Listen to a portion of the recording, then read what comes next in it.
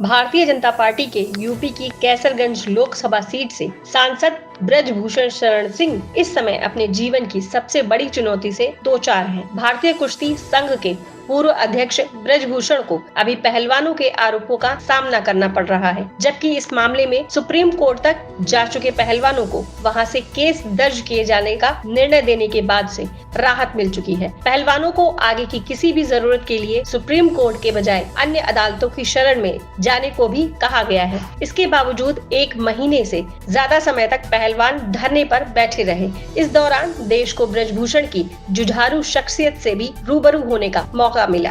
पहलवानों के आरोपों से विचलित हुए बिना ब्रजभूषण लगातार सभी आरोपों को बेबुनियाद बताते हुए डटे हुए हैं। दरअसल अपने समर्थकों के बीच जुझारू और दबंग छवि के ब्रजभूषण को हर स्थिति में मैदान में डटे रहने वाले नेता के तौर पर जाना जाता है। उनकी इसी छवि का ही प्रभाव है कि बहराइच, श्रावस्ती, बलरामपुर और गोंडा की सभी लोकसभा और विधानसभा सीटों पर उनका करीब 3 दशक से जबरदस्त प्रभाव बना हुआ है।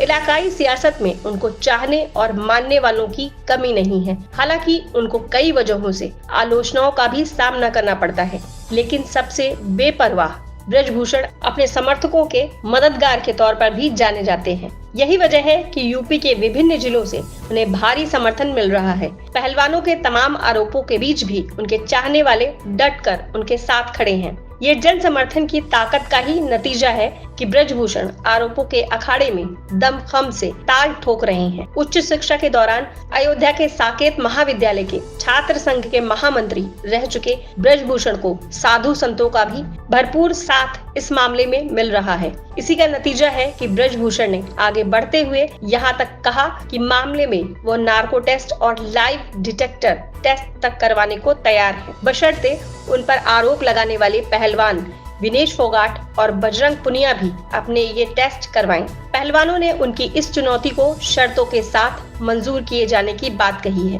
जिस पर सवाल भी उठे। ब्रजभूषण की लोकप्रियता का आलम यह है कि एक बार जेल में रहने के दौरान अपनी पत्नी केतकी सिंह को भी उन्होंने भारतीय जनता पार्टी से सांसद का चुनाव जितवाने में कामयाबी हासिल की थी। वह एक बार समाजवादी पार्टी से भी सांसद रह चुके हैं। अब तक 5 बार सांसद निर्वाचित हो चुके ब्रजभूषण कुश्ती के खेल में भी काफी रुचि रखते हैं। कुश्ती से लगाव होने के कारण पहलवानों के बेहतर प्रशिक्षण के लिए उन्होंने अपने गृह जनपद गोंडा के नंदिनी नगर में आधुनिक सुविधाओं से युक्त स्टेडियम बनवाया हुआ है। यहाँ समय समय पर कुश्ती प्रतियोगिताएं भी होती रहती हैं। कई कॉलेजों और डिग्री कॉलेजों के प्रबंधन से भी ब्रजभूषण जुड़े हुए हैं।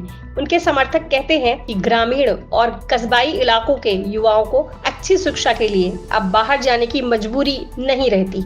अपने समर्थकों के बीच नेता उपनाम से मशहूर ब्रजभूषण के चाहने वाले कहते हैं कि अपने सियासी जीवन में अनेक चुनौतियों का सामना करने वाले उनके नेता इन आरोपों से भी बेदाग बरी होकर निकल आएंगे। यही नहीं, उनके खिलाफ साजिश करने वालों का भी चेहरा बेनकाब हो जाएगा।